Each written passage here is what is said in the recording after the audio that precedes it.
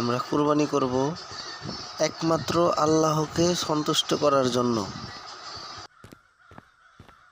আসসালামু আলাইকুম চাচা, কেমন আছেন? ওয়ালাইকুম আসসালাম।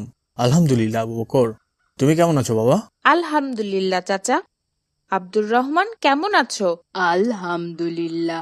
এটা আমাদের কুরবানির গরু। দেখেছো কত বড়?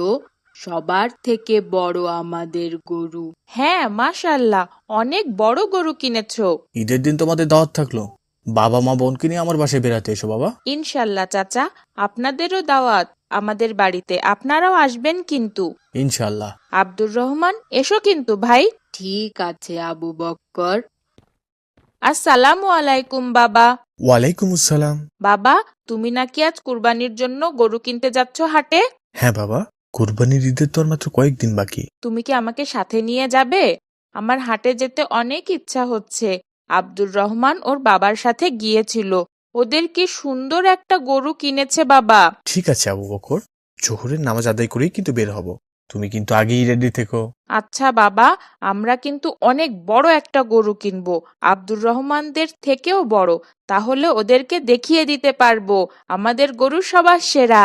আবু বকর, কুরবানি কিন্তু মানুষকে দেখানোর জন্য না বাবা।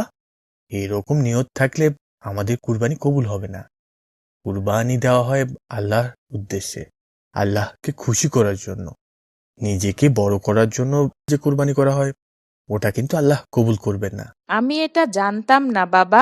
হ্যাঁ বাবা, কাউকে দেখানোর জন্য অথবা কেউ যদি শুধু গোস্ত খাওয়ার উদ্দেশ্যে কুরবানি করে, তাহলে সেটা কোনোভাবেই কুরবানি হবে না বাবা।